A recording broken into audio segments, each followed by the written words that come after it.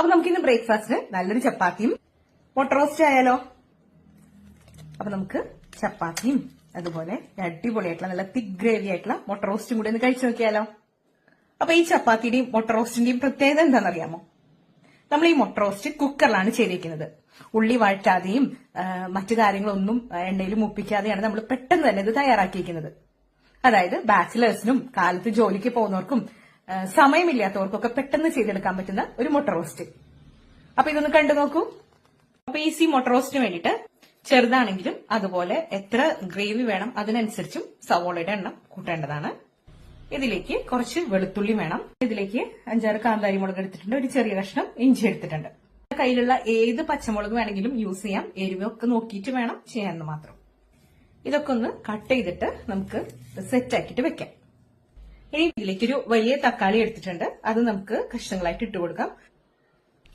ഇതിലേക്ക് കുറച്ച് കറിവേപ്പില ഇട്ട് കൊടുത്തു. ഇതിലേക്ക് ഒരു 1/4 ടീസ്പൂൺ മഞ്ഞൾപ്പൊടി ഇട്ട് കൊടുക്കാം. 1/2 ടീസ്പൂൺ എരിവുള്ള മുളക് പൊടി, ഒരു 1/4 ടീസ്പൂൺ അളവിലെ കാശ്മീരി മുളക് പൊടി നല്ലൊരു കളർ കിട്ടാൻ വേണ്ടിയിട്ടാണ്. കുറച്ച് ഉപ്പ്.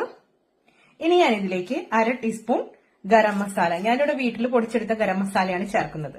ഇതിന് പകരം നിങ്ങൾക്ക് വേണമെങ്കിൽ ചിക്കൻ മസാല യൂസ് ചെയ്താലും അടിപൊളിയായിരിക്കും. ഞാനിപ്പോ ഏതായാലും ഗരം മസാല തന്നെയാണ് യൂസ് ചെയ്യുന്നത്. ഇനി നമുക്കിത് നല്ലതുപോലെ ഒന്ന് ഞെരടിയെടുക്കണം.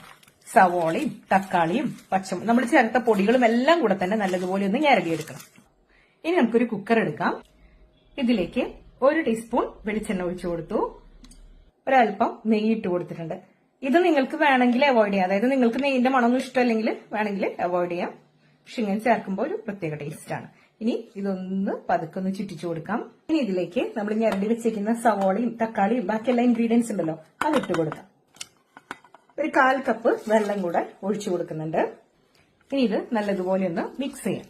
അതിനുശേഷം കുക്കർ അടച്ചു വെച്ച് ഒരു 2 വിസിൽ വരുന്നവരെ നമുക്കൊന്ന് വേവിച്ചെടുക്കാം. ഒരു 2 വിസിൽ അടിച്ചതിന് ശേഷം കുക്കർ തുറന്നു നോക്കിയപ്പോൾ നമ്മുടെ ഉള്ളിയും പച്ചക്കറികളൊക്കെ ഇതുപോലെ ഇരിപ്പുണ്ട്. അതായത് ഉള്ളിയും തക്കാളിയൊക്കെ ഇതുപോലെ ഇരിപ്പുണ്ട്. നല്ലതുപോലെ ഒന്ന് ഇളക്കി കൊടുക്കാം. ലോ ഫ്ലെയിമിൽ ഇടാനായിട്ട് ശ്രദ്ധിക്കണം. ഇതിലേക്ക് ഒരു അല്പം കൂടെ വെളിച്ചെണ്ണ ചേർത്ത് കൊടുക്കുന്നുണ്ട്. ഇത് നിങ്ങളുടെ ഇഷ്ടത്തിനനുസരിച്ച് ചേർത്താൽ മതി കേട്ടോ. നല്ലതുപോലെ മിക്സ് ചെയ്യാം. ഇതിലേക്ക് ആവശ്യമുള്ള ഉപ്പൊക്കെ ഉണ്ടോ എന്ന് ഈ സമയത്തൊന്ന് നോക്കുക. ഇനി ഞാൻ ഇതിലേക്ക് അഡീഷണൽ ആയിട്ട് ഒരല്പം കസൂരി മേത്തി ചേർത്ത് കൊടുക്കുന്നുണ്ട്. ഇത് നിങ്ങളുടെ കയ്യിലുണ്ടെങ്കിൽ ചേർത്ത് കൊടുത്താൽ മതി. വളരെ കുറച്ച് മാത്രമേ ചേർക്കുന്നുള്ളൂ. അതുപോലെ ഈ ഒരു ഗ്രേവിയുടെ തിക്നെസ് നിങ്ങൾക്ക് നല്ലതുപോലെ ഡ്രൈ ആയിട്ട് വേണമെങ്കിൽ അതുപോലെ ആക്കാം. അതല്ല കുറച്ച് വെള്ളത്തോടു കൂടി വേണമെങ്കിൽ കുറച്ച് ചൂടുവെള്ളം ഒഴിച്ചു കൊടുത്താൽ മതി. അപ്പൊ നമ്മുടെ വളരെ ഈസി ആയിട്ടുള്ള പെട്ടെന്ന് തയ്യാറാക്കി എടുക്കാൻ പറ്റുന്ന മുട്ട റോസ്റ്റ് ഇവിടെ റെഡി ആയിട്ടുണ്ട്. മുട്ട പുഴുങ്ങിയത് ഇനി ഇതിലേക്ക് ഇട്ട് കൊടുക്കാം.